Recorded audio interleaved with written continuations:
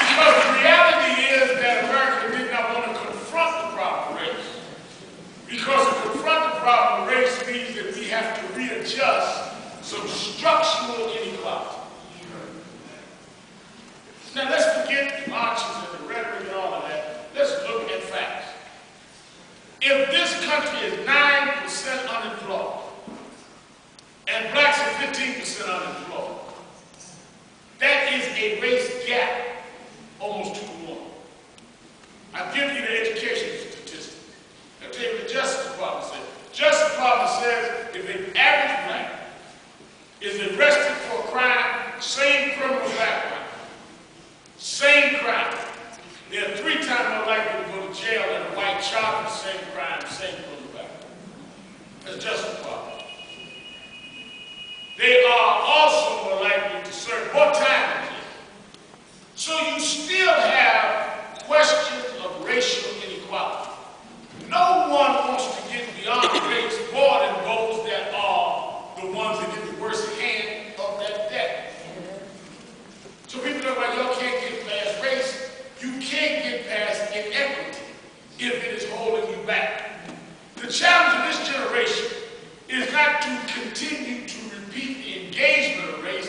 The challenge is that let's go ahead and solve it by making it equal protection under the law, equal, and equal opportunity. It's really that simple. You can't use the argument that things are better. Yes, they're better. A lot better. But they're better because people fought to make them better. America didn't wake up one morning and say, let's do that.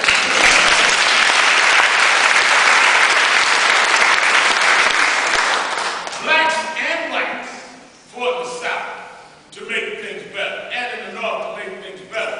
And the challenge I feel of this generation is to complete that fight. Not to be satisfied with that things are better. Malcolm X used to say, if a man has a knife in your back 6 inches and pulls it out 4 inches, that's better. But you still have 2 inches of knife in your back. The object is to get the knife out. And we must use this opportunity with an Obama in the White House to try and close the structural inequality that still exists. This generation, you that are going to school, that are going to the most diverse student body in the history of the country, that grew up knowing people of different nationalities, different cultures, different races, on a primary and personal basis more than your parents or their parents. If you cannot close the gap, then what generation can? But if you are deceived into feeling like it is no longer necessary to discuss it, then you will maintain the inequalities that are there, and it's only a matter of time before the same confrontations come about. Which is why you see flare-ups, police brutality, ignites a reaction, or some corporate discrimination ignites a reaction, because it's already there. It only takes any incident, any flare-up, to bring it back out because we've not solved the problem.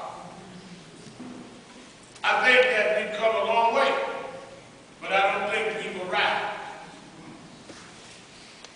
I told you I'm going tomorrow from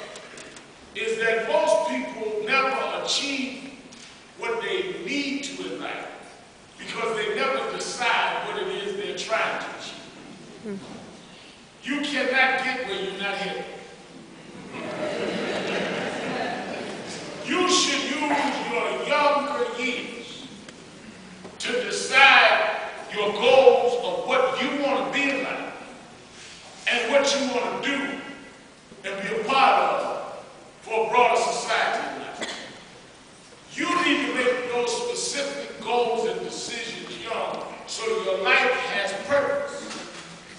Purpose is what gives people the energy and determination when they get out of bed in the morning. If you have no purpose, you really don't care whether you get up or not. That's why people show up late to work, because they really don't want to go. Somebody late all the time, they really ain't into their job. And they watch it, and after they just wait on the clock so they can get out. Those are people that are not working on a purpose. You need to have a purpose you're committed to that'll make you get up early and stay late. Because your life is defined by it. And greatness usually comes to those that are committed to a purpose greater than them and understand what their purpose is. I'll tell you a secret. As a minister, I've preached funerals. I've preached James Brown's funeral. I've preached Michael Jackson's funeral.